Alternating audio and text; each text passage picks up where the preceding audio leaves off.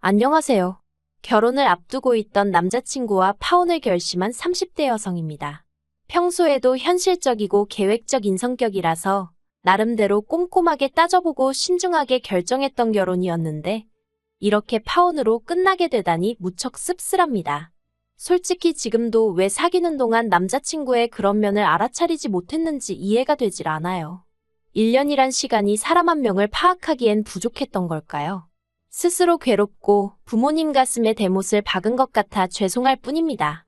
하지만 아닌 걸 알면서도 체면이니 자존심이니 하는 것들 때문에 못 본 척 넘어갈 수는 없었네요. 남자친구와는 친구의 소개로 만났어요.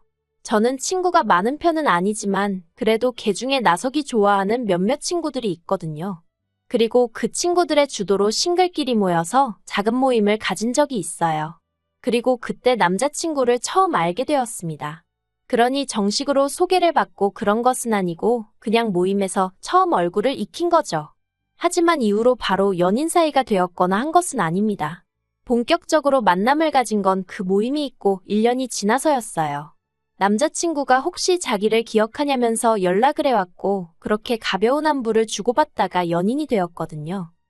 당시 남자친구도 저도 30을 넘긴 때였으니 서로 굳이 입 밖으로 꺼내진 않았어도 이 만남이 결혼을 전제로 하고 있다는 사실을 잘 알고 있었습니다.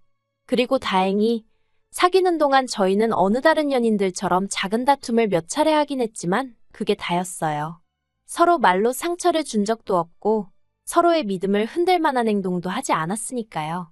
그래서 자연스럽게 결혼을 약속하게 되었던 거고요.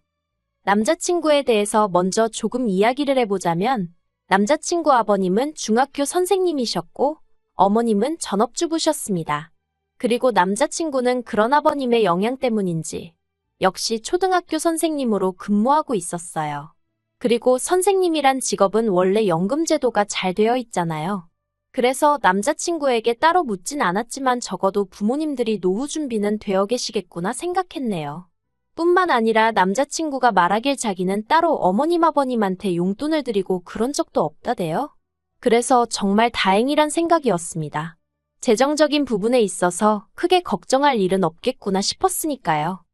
그리고 저에 대해서도 이야기를 해보자면 남자친구가 아버님의 영향을 받았듯 저 또한 친정부모님의 영향을 많이 받았습니다. 부동산업에 종사하시는 친정부모님 덕분에 저는 또래들보다 비교적 이른 나이에 부동산 투자에 눈을 뜰 수 있었거든요. 저는 다른 친구들이 명품 사고 여행 다니고 하던 시기에 알뜰살뜰 돈을 모아 조금씩 투자를 시작했고 덕분에 30이 넘어서는 서울과 경기도에 아파트 한 채씩 그리고 월세 나오는 상가도 하나 갖게 되었습니다. 솔직히 또래들에 비해 경제적 시간적으로 여유 있는 일상이 가능했지요. 그리고 저는 이런 제 조건이 어디 가서 빠지는 조건이라곤 생각하지 않았습니다.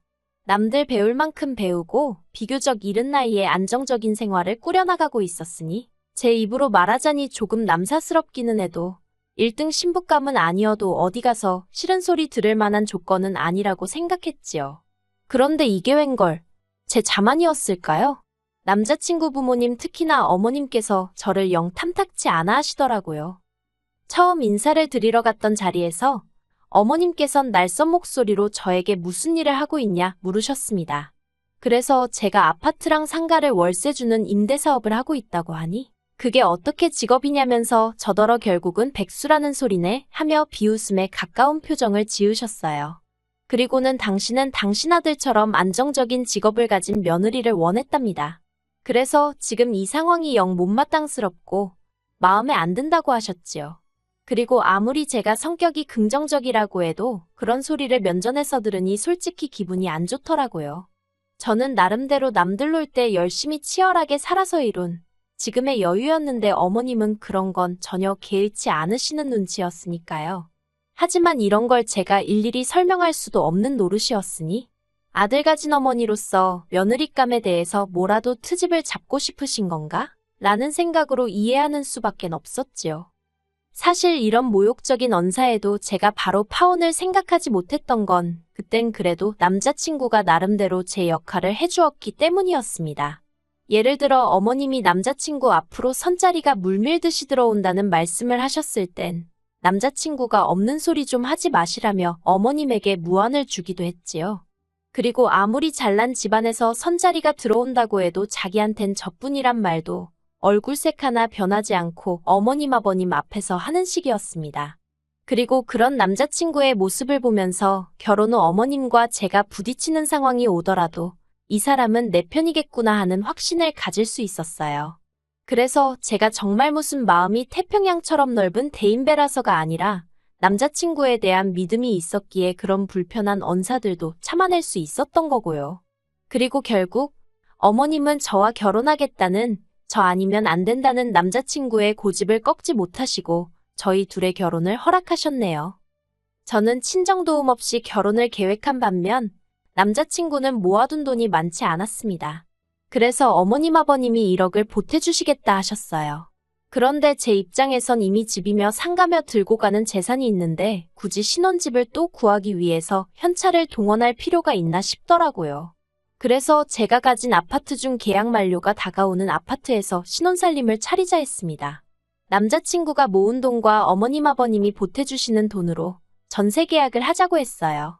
제가 집주인으로 남자친구가 세입자로 해서 계약을 하자고요. 저희는 당장 혼인신고를 할 계획이 없었고 그렇다고 남자친구한테 몸만 들어와서 살라고 하자니 그건 저희 친정부모님이 탐탁치 않아 하셔서 나온 이야기였습니다.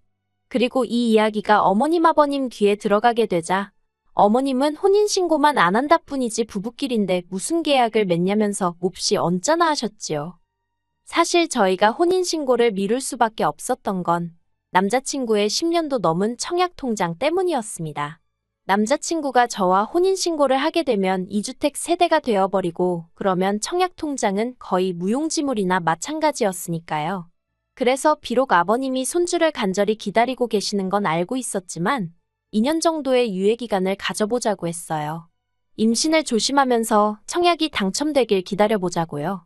그리고 이런 저희 제안에 남자친구는 서운한 기색을 감추지 못하는 듯 했지만 솔직히 청약만 된다고 하면 1, 2억은 금세 오른다는 걸 본인도 알고 있었을 테니 결국 제 의견대로 따르겠다 하대요. 그렇게 어머님의 반대도 이겨냈지. 혼인신고에 대한 서로의 의견도 조율했지. 이제 정말 어느 다른 예비부부들처럼 드레스는 뭘로 할지, 식장은 어디로 할지 그런 것들만 정하면 되는 상황이었어요. 그런데 그런 와중에 정말 막말로 남자친구가 어디서 무슨 약이라도 처먹었던 건지 상상도 못한 사고를 치고 왔대요. 남자친구가 저랑 상의도 없이 청약을 넣은 것도 부족해 덜컥 당첨까지 되었거든요. 솔직히 청약을 넣고 당첨이 되었다? 여기까지만 들으면 다들 잘된 거 아니냐고 생각하던데 문제는 청약을 넣은 아파트는 어머님 아버님이 사시는 본가가 있는 지역이었습니다. 뿐만 아니라 남편 학교에서 1시간도 넘게 걸리는 거리였기에 위치적으로 그 어떤 이점도 찾을 수가 없었지요. 그리고 더 열받는 건 심지어 애시당초 청약이 미달된 곳이었다는 점입니다. 그런 곳에다 10년 넘게 부은 청약이 기회를 날렸다는 게 정말 황당하고 어이가 없더라고요. 제가 도대체 무슨 생각으로 그랬냐고 남자친구에게 물으니 대답도 가관이었습니다. 그래도 자기가 남잔데 제 집에 세입자로 계약을 하고 그러는 게 쪽팔렸다나요? 그래서 홧김에 넣었다는데 뭐라 할 말이 없더라고요. 그래서 제가 그냥 그 청약 통장은 처음부터 없었던 거라고 생각하자 했습니다. 그런데 남자친구가 우물쭈물하더니 벌써 계약금도 넣었어 그러는 거예요. 그땐 정말이지 제가 느꼈던 좌절감이라고 해야 할지 어떻게 설명해야 할지도 모르겠네요. 손발이 부들부들 떨리고 그건 그저 단순히 분하고 그런 심정이 아니었어요. 황당함을 넘어서서 정말 뭐지 싶었달까요? 그래서 제가 모아둔 돈도 많이 없었는데 계약금을 어떻게 넣었냐니까 어머님 아버님한테 빌렸답니다. 솔직히 며칠 동안 속상한 마음을 감출 수가 없었어요. 그리고 결혼하고 나서 이런 식으로 남자친구가 또 홧김에 무슨 사고라도 친다면 그땐 제가 감당할 자신이 없더라고요. 그래서 남자친구에게 헤어지자 말했습니다. 믿음이 깨져서 도저히 결혼은 못하겠다 했지요. 그런데 남자친구가 한 번만 용서해달라며 말 그대로 싹싹 빌대요. 정말 자기도 무슨 정신에 그랬는지 모르겠다면서 결혼을 앞두고 여러 가지로 제 앞에서 스스로가 초라한 느낌이었다나 어쨌다나. 그래서 그래, 청약통장이고 아파트고 없다고 치고 정말 마지막으로 용서해주기로 했어요. 그런데 문제는 남자친구가 당첨된 아파트에 냈다는 그 계약금. 그리고 그 계약금을 내기 위해 어머님 아버님으로부터 빌렸다는 그 1억이 사실은 저희가 결혼할 때 주시려고 했던 돈이라는 거예요. 그래서 졸지의 시댁으로부터 하나도 도움을 받을 수 없게 되었습니다. 그리고 저는 차마 이 일을 저희 부모님께 말씀드릴 자신이 없더군요. 이 이야기를 들으시면 분명히 저희 결혼을 반대하실 게 뻔했으니까요. 그래서 남자친구에게 전세자금 대출을 받아서 저와 전세 계약을 맺자고 했지요. 그랬더니 남자친구가 황당한 소리를 했습니다. 무슨 대출이건 간에 대출은 받기 싫다는 거예요.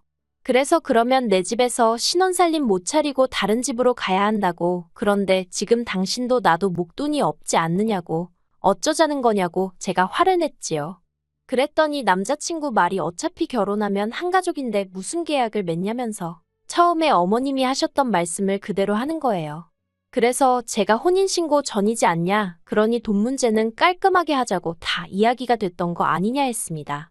그랬더니 자기를 못 믿냐는 무슨 말도 안 되는 소리를 하더니 그냥 이참에 통장을 합치자대요. 어이가 없어서 남자친구한테 우리가 왜 통장을 합치냐고 했어요. 처음부터 월급 관리도 따로 하자고 이야기를 했고 돈 문제로 어설프게 얽히지 말자고 했는데 이제 와서 무슨 소리냐고요. 그랬더니 자기 이제 아파트 중도금도 갚아야 하는데 그거 같이 갚을 거 아니냐는 거예요. 제가 황당해서 나랑 상의도 없이 계약한 아파트지 않냐고 그러니 당신이 알아서 하라 했어요. 그걸 왜 같이 갚냐고요. 그랬더니 부부니까 공동재산이라면서. 그런데 그 소리를 듣는 순간 왜인지 등골이 오싹하리만치 소름이 끼쳤습니다. 남편 논리대로라면 속으로 어쩌면 제 재산도 다 이제 자기께 된다고 생각하고 있을지도 모르겠다 싶었으니까요. 그래서 말도 안 되는 소리 하지 말라 했어요. 그건 당신 재산이고 내 재산은 내 재산이고 설령 언젠가 공동재산이 되더라도 그건 우리가 혼인신고를 한 이후의 이야기지 지금은 아니라고요. 그랬더니 이제 자기 청약 통장도 없는데 혼인신고도 안 할 이유가 없지 않냐면서 오히려 저를 이해를 못하겠다는 식으로 나오대요. 그리고 그런 남자친구의 생각지도 못한 뻔뻔한 태도에 저는 한마디로 학을 뗐어요. 하지만 그때 바로 남자친구에게 이별을 고하지는 않았습니다. 오히려 어떻게든 해결 방법을 찾아서 상황을 바로잡아 보려고 했지요. 남자친구에게 감당 못할 것 같으면 아파트는 지금이라도 팔 수 있는지 알아보라고 했습니다. 통장을 합치니마니 하는 문제는 그 이후에 생각해 볼 일이라고요. 그랬더니 그러면 혼인신고는 언제 하고 아이는 언제 갖냐면서 말 그대로 사람을 들들 볶는 거예요. 그리고 이때부터는 정말 솔직히 어느 쪽으로 생각해도 머리만 아프고 답이 안 나오더라고요. 남자친구를 사랑하는 건 진심이었지만 막말로 우리가 결혼을 한 것도 아닌데 왜 저러나 싶고 동시에 저도 사람인지라 제가 힘들게 일군 재산을 남자친구가 날로 먹으려 드는 것 같아 여러 가지로 날이 섰네요. 그리고 무엇보다도 저랑 상의 한마디 없이 마음대로 계약까지 하고 온 아파트를 가지고는 마치 우리를 위해서 그랬다는 둥, 우리 공동재산이라는 둥 헛소리를 하면서 대출을 같이 갚자 하는 남자친구를 생각하니 우라가 치밀었습니다. 그래서 결국 며칠간 생각할 시간을 달라고 했습니다. 그런데 남자친구는 그것도 싫다며 그냥 제가 말하는 것마다 싫다고 딴지를 걸고 무조건 돈 이야기만 나오면 저를 야박하고 계산적인 사람으로 몰고 가는 식이었어요. 심지어 남자친구 부모님까지 저를 집으로 불러서는 부부라는 건 무슨 계약을 맺는 그런 게 아니고 서로의 부족한 점을 채워주는 거라는 둥 어떻다는 둥. 그리고 그런 일들이 반복될수록 정신적 신체적 에너지 소모가 너무 커지니까 그냥 다 놓고 싶어졌습니다. 그래서 남자친구에게 우리는 아무래도 인연이 아닌 것 같으니 헤어지자고 했네요. 하지만 역시나 남자친구는 이별을 순순히 받아들이지 못했기에 결국 한마디로 네가 가진 게 너무 없지 않느냐고 한쪽으로 기우는 결혼은 하기 싫다고 딱 잘라 말했지요.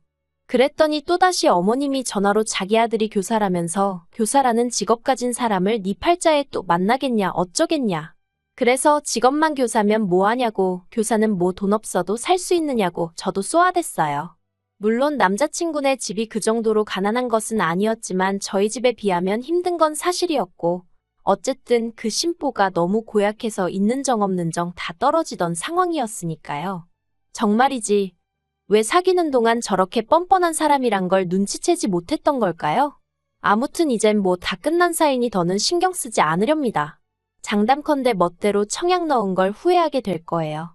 그걸로 남자친구는 돈도 사랑도 잃게 되었으니까요.